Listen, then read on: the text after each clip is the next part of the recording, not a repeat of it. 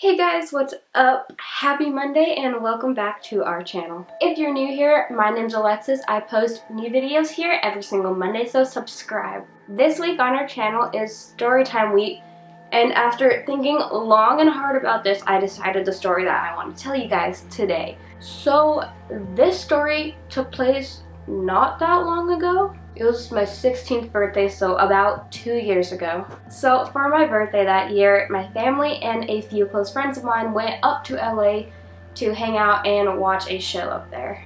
And if you're not familiar with the TV show American Horror Story, the first season, Murder House, took place in this house that was basically known in the show for killing pretty much everybody who lived there, and it's just like an overall really creepy house. So this house exists and it's in Los Angeles, and basically American Horror Story used this house to film outside and inside for their show, and a lot of other productions have used it too, such as Buffy the Vampire Slayer and Spider-Man. It's a pretty well-known house, but I think the most that it's recognized for is Murder House. Anyways, so about a year before we went up for my birthday, I had gone up to LA with just my dad, and we ended up driving by and stopping outside of Murder House for just like a few pictures, and that was it. And it was kind of really cool to see like a house that was like so well known on like a show that I loved.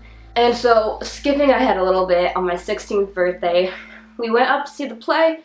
I was like, let's just like drive past Murder House. Like, you know, a lot of the friends that were with me watched the show, and I was like, that'd be cool just like to take a few photos in front of it and like visit the location, because none of them had been up to see it yet.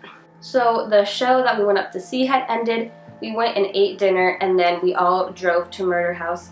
And we had two different cars. In one car was my dad and my sister, and then the other car was my mom, me, and my three friends that were in the back.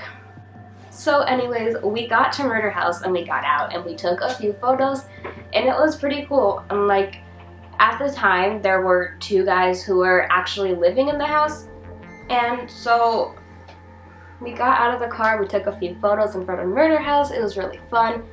Like, don't get me wrong, it's not like we were like jumping the fence to the house and like getting on their property. Like, at this time they hadn't had a fence built at all, and we were just like on the sidewalk outside the house, and like a lot of other people were stopping by to take a quick photo too. So anyways, we took our photos. We were there for about like 10-15 minutes, and then we decided that it was time to get back on the road back down to San Diego. It was a school night and it was getting late, you know. So we got in the two cars and we were parked across the street from Murder House, and it was my dad's car in front with my sister and then the car with the rest of us behind him.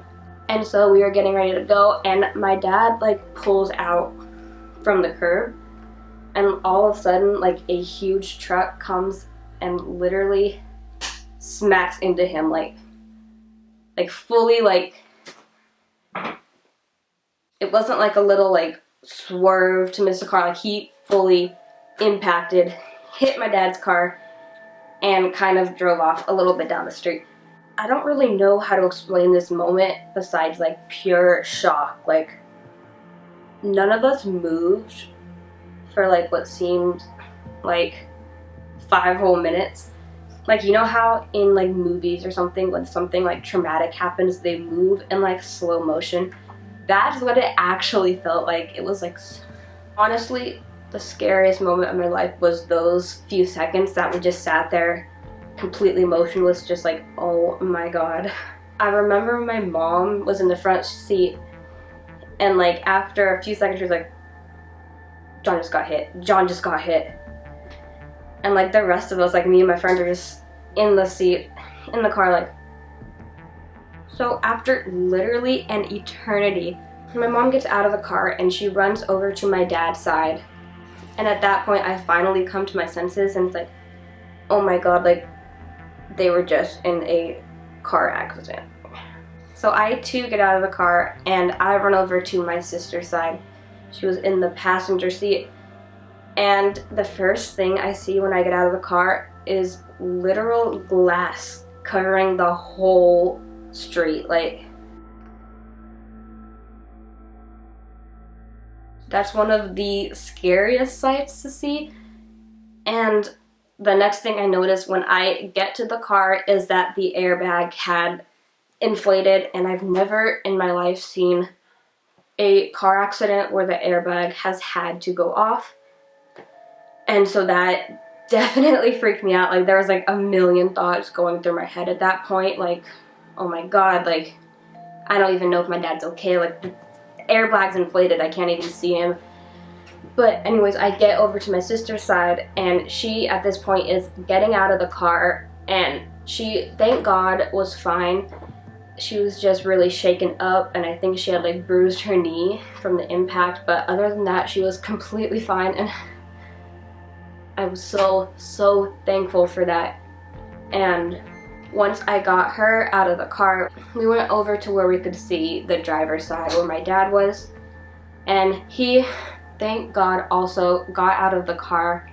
And the worst of his injuries were just like cuts where the glass had shattered and like whiplash from the airbag inflating. Other than that, he was completely okay, just shaken up, and I don't think I've ever been so relieved in my life. Unfortunately though, in this chaos of checking if our family was okay, the truck who had hit my dad, he was pulled over a little bit up the street. He eventually, after about 5 minutes of sitting there, he took off down the street, and we never saw him again. We were outside a murder house for an extra hour, 2 hours, because we had to call the police because of the whole hit and run accident, and then we had to call AAA to come tow our car. Keep in mind, like, as we're sitting across from the house with the literal glass spread across the street, people are like still like coming to take pictures in front of the house and like stopping, like, what the hell, like, there's a completely totaled car in the middle of the road. But anyways, the police came, and that's where I have this picture, and I took this picture because it looked like my dad was the one getting arrested. Like, he was resting with his hands behind his back against the car, so it looked like he was handcuffed. And like, my way of coping with stress or heavy situations is trying to find humor. Like, that's just who I am. I try to cope that way. And so I was like taking pictures. Also, the two guys who were living in Murder House at the time, they got home and they saw like all the commotion, and they came across the street to ask if we were okay or if we needed anything, and they were honestly really nice and really supportive.